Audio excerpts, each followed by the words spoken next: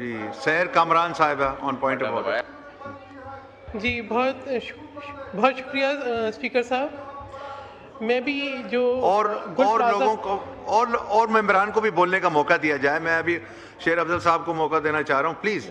جی بولیں. جی میں بھی جو گل پلازہ کا افسوسناک واقعہ ہے اس کے بارے میں بات کرنا چاہتی ہوں. یقیناً قیمتی جانوں کا ضیاع, پراپرٹیز کا ضیاع, یہ بہت افسوسناک ہے اور ہم تمام افیکٹیز کے دکھ میں برابر کے شریک ہیں.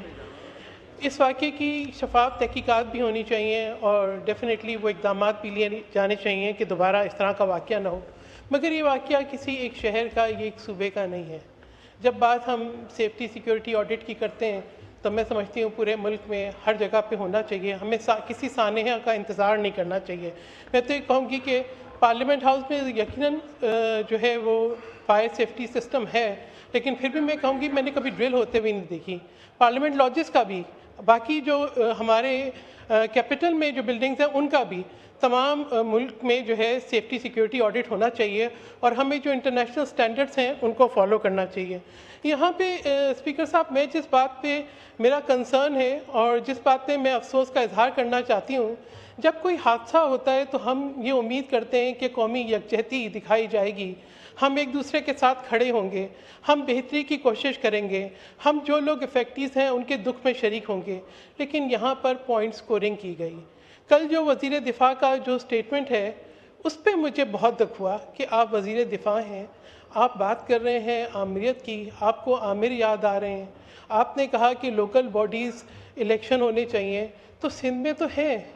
آپ کس سے مخاطب تھے؟ کیا پنجاب کی بات کر رہے تھے یا آپ مرکز کی بات کر رہے تھے؟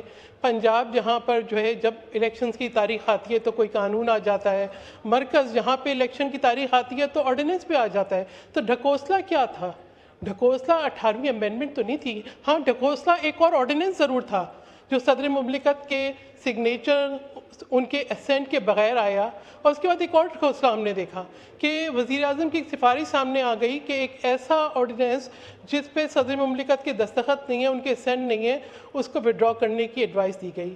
دیکھیں ایک اور چیز میں سمجھتی ہوں جس پہ مجھے اور بھی دکھ ہوا کہ وزیر دفاع نے یہ کہا کہ آخر میں وزارت دفاع کی فائر بریگیڈ جو ہے وہ جاتی ہیں آگ بجھانے.